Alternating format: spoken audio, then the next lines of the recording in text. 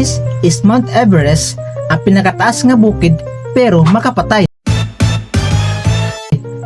Yes, mga higala, daghan kaayo ang gusto mo sakad diri pero di lalim. Ang Mount Everest kay around 8,848.86 meters or 29,000 feet ang kataas.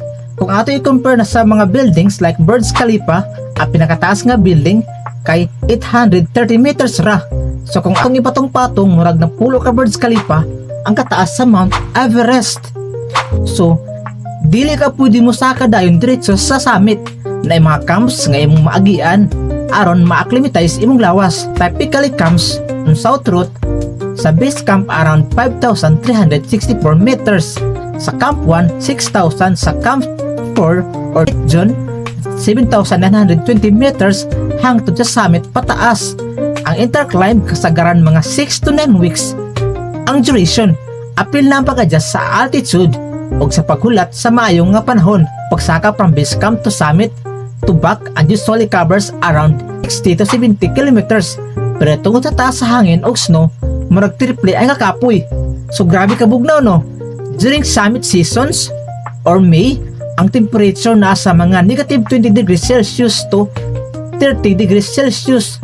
Kini pasabot mura kag nasa freezer ug butangan nimo og tubig, dali ra kayo siya mahimong ice.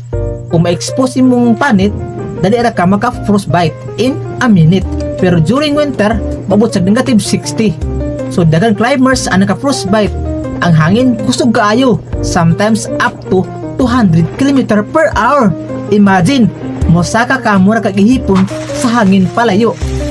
So pag-abot sa Camp 4 or death zone, above 8,000 meters, ang oxygen sa hangin ay only 1/3 sa normal. So that means every breath murag walay gamit. Ang possible effects sa imong lawas, magka-hallucination, loss of coordination, and hypothermia. So maunang halos tanang climbers magdalagid og oxygen tanks.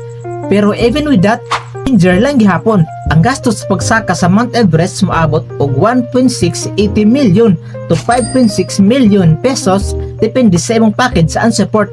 Apil na ni ang mga permit fees, guide og Sherpa fees, equipment and oxygen tanks, food, accommodation and camps, and transport og insurance. Since the first ascent in 1953, more than 300 climbers have died on Everest.